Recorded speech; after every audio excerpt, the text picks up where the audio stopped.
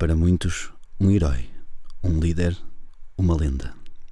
Para muitos outros, uma companhia, um apoio e um amigo. É um jovem pioneiro, um jovem rebelde. O herói que precisamos, mas um herói que não merecemos. É mais do que aquilo que pedimos. É muito mais do que aquilo a que temos direito. Sim, já sabem de quem estamos a falar. Da cadeira do entrevistador para a cadeira do entrevistado. Sentem-se, preparem o vosso café e desfrutem de uma visão mais íntima de Rodrigo Salazar Oliveira. Havia tanto para contar, mas nada para dizer. Era contigo que queria estar, era sem ti que queria viver. Tu complicavas o pequeno prazer, não te calavas até eu dizer: eu vou-me embora antes disto aquecer. Olá, sejam bem-vindos a mais um Nada de Mais, edição Entrevista. Hoje o nosso excelentíssimo entrevistador vai vestir o casaco de entrevistado, Rodrigo Salazar Oliveira. Muito boa tarde. Olá, e olá a todos os ouvintes do Nada de Mais. Tudo bem contigo? Está tudo bem? E contigo, José Pedro? Também está tudo bem.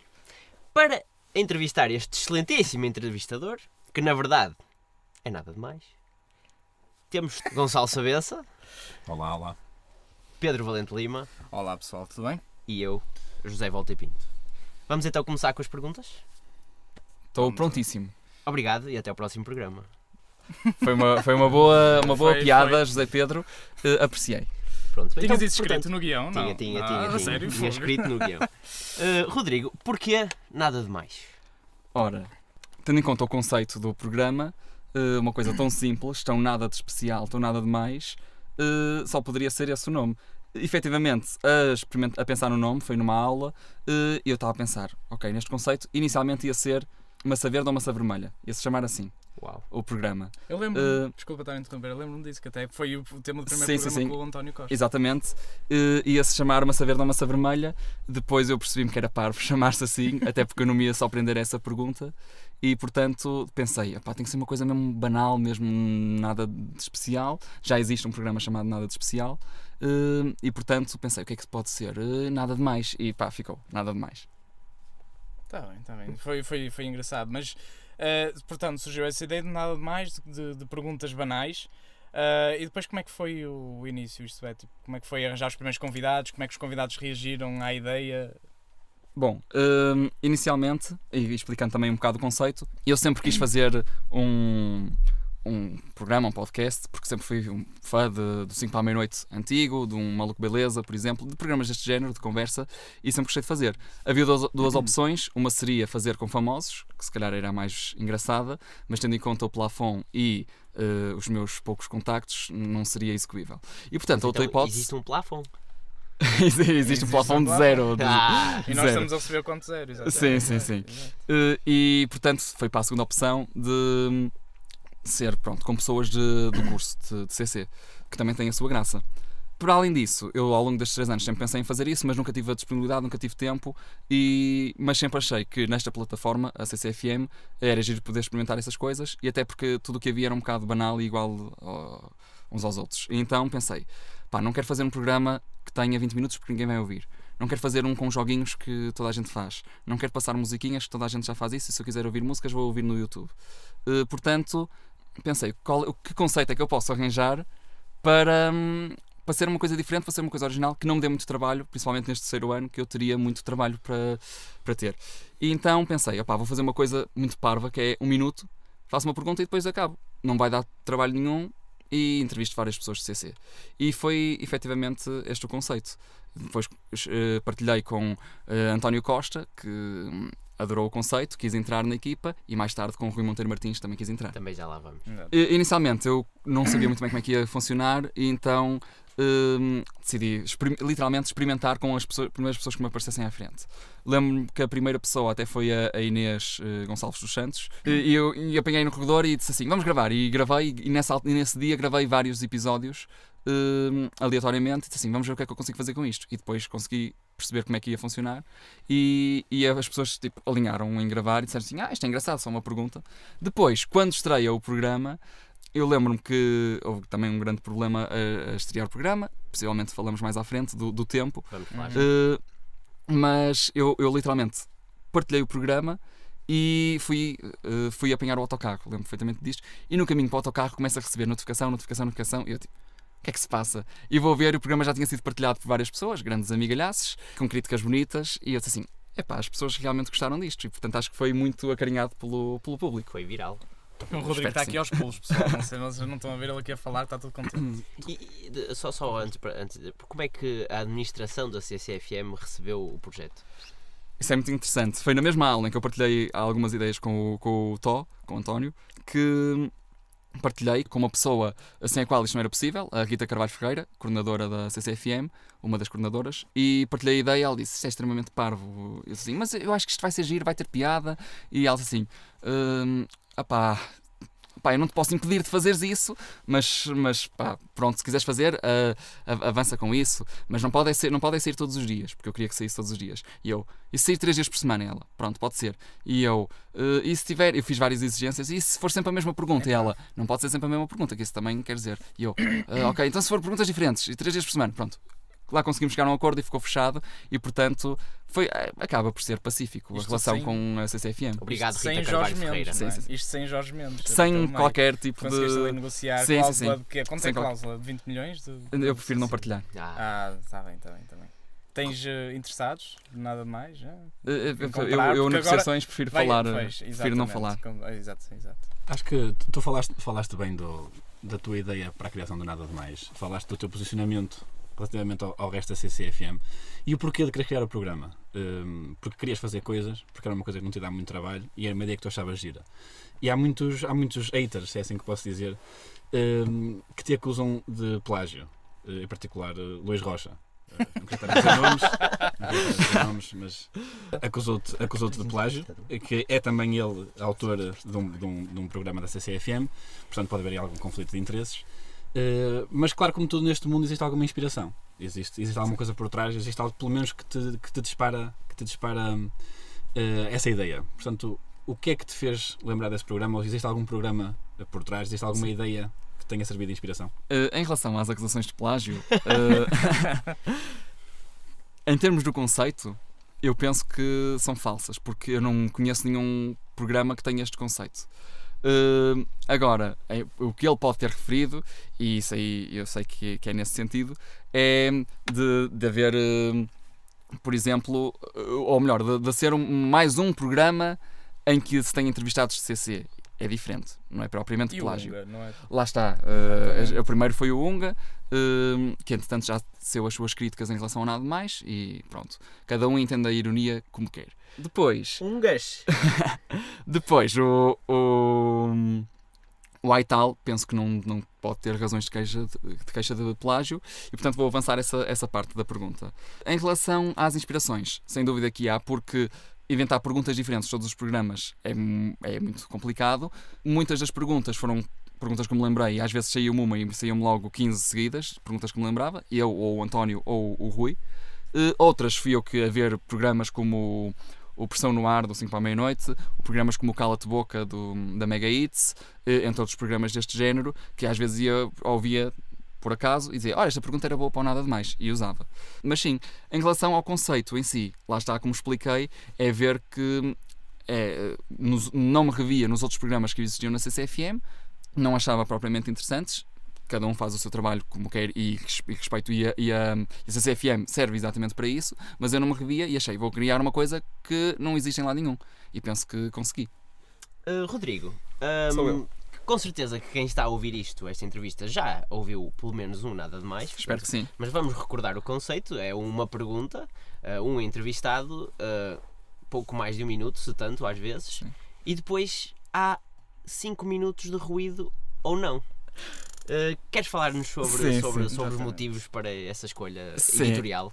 Claro. E até porque eu gostava de explicar aos ouvintes Nada de Mais o porquê disso. No primeiro programa, como eu expliquei há um bocadinho, lancei o programa, lancei 1 minuto e tal, 1 minuto e 18, penso, o programa com o António Costa, e lanço e a CCFM manda-me o programa abaixo. E eu não percebi, pôs outra vez, e ao fim de 5 vezes aquilo sempre a mandar-me abaixo e dizia, o programa tem que ter mais do que 12 megas. Eu disse, a CCFM, ou neste caso a CCFM não, o Mixcloud, a plataforma, estragou-me o conceito, porque o objetivo era ter 1 minuto, não gostar nada a ouvir e ouvir-se no instante. Até dava para descarregar com dados móveis e tudo, né? Assim, e portanto a Mixcloud estragou-me o conceito completamente e eu disse, estragou a piada toda do programa. Mas pronto, não desisti e então aumentei o programa até ter mais do que 12 megas, que era o mínimo.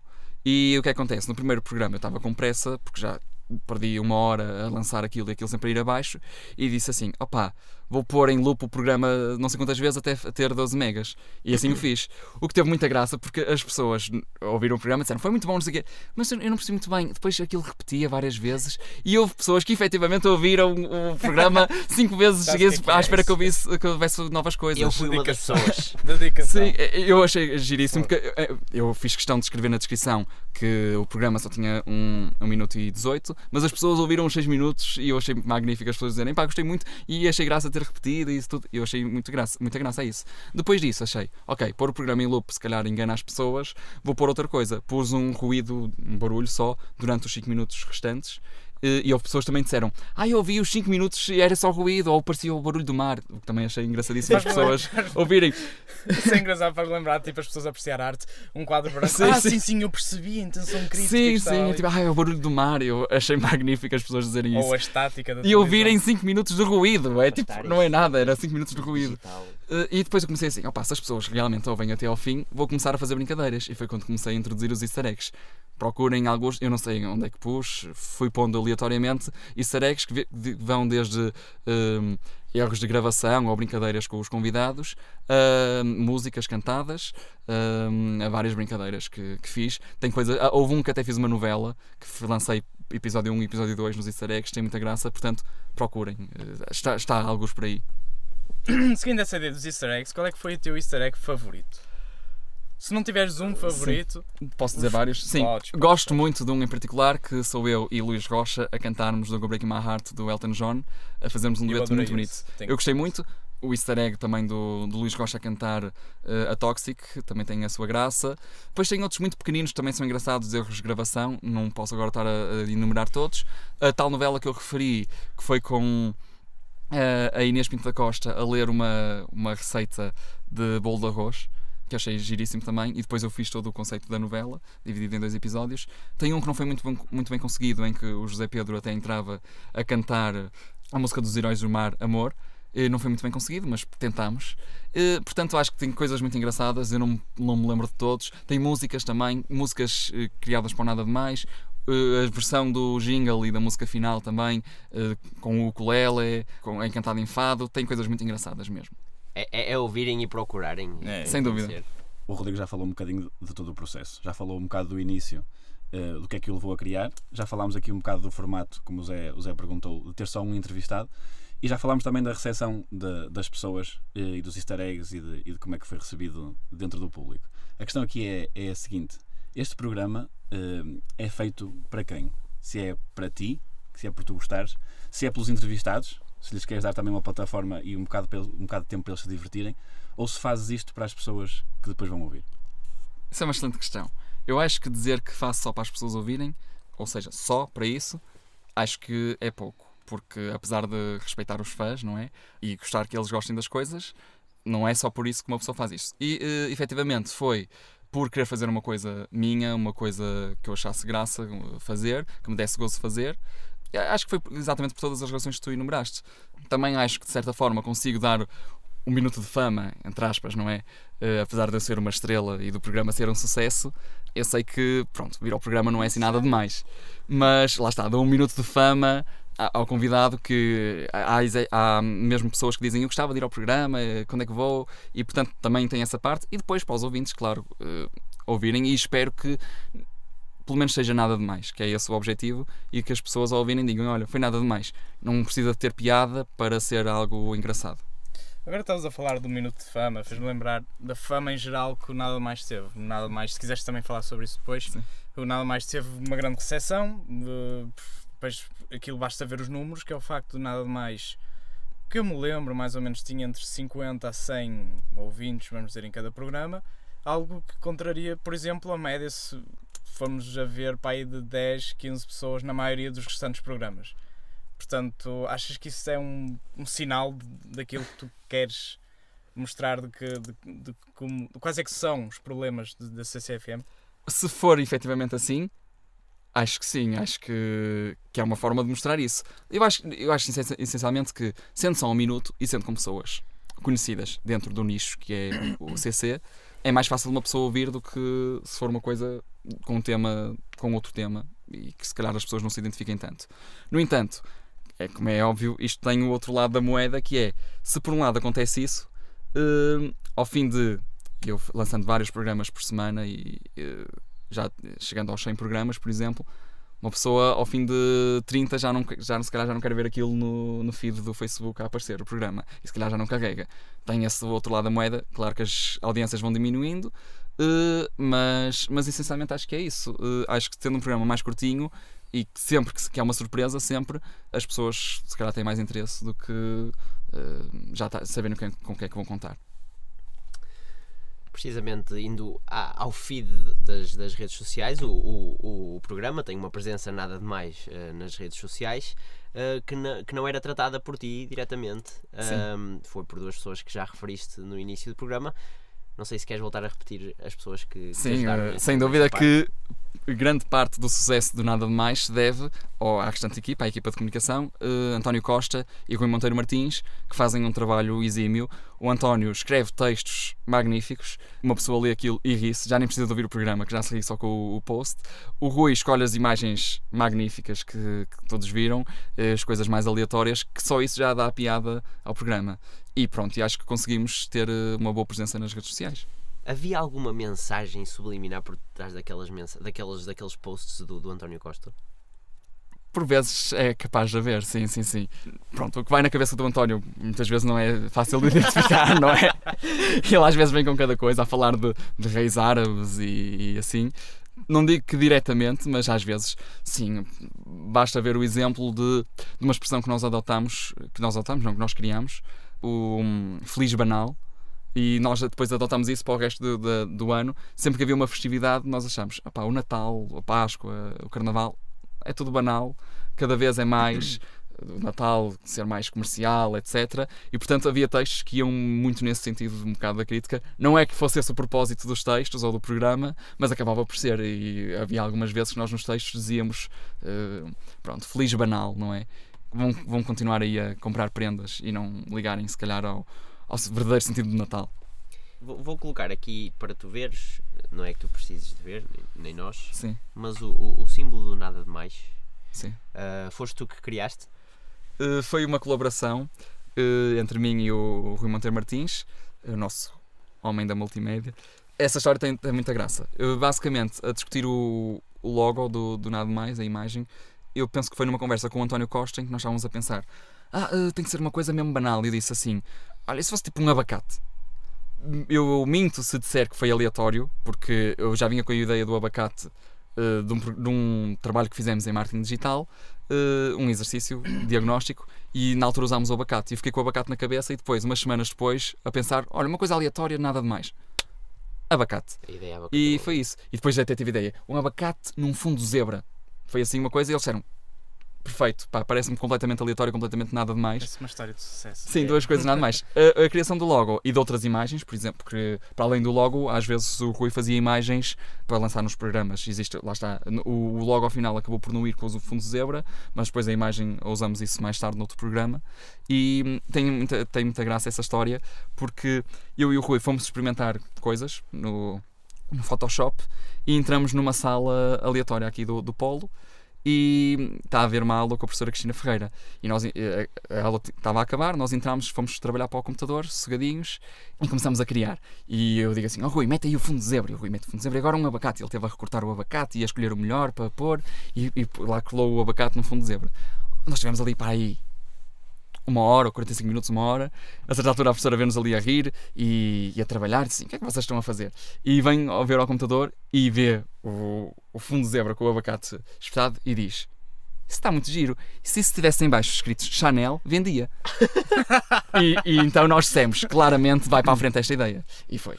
Portanto, tu utilizaste esse logo com o aval da professora Exato. Cristina Ferreira. Sim, não logo ao final, mas essa imagem, sim. Para quem não está familiarizado, Sim. seja por ser professora ou ir às vezes às aulas, foi quem criou o design dos pósteres dos congressos de ciberjornalismo. Bom, queria perguntar, nós já tínhamos falado antes também que às vezes tu tinhas algumas dificuldades com as perguntas que tinham surgido e que mesmo tu falaste também do trabalho do Rui e do António, tanto nas publicações como nas imagens, trabalho até mesmo com o logo, ou seja... Os convites e tudo.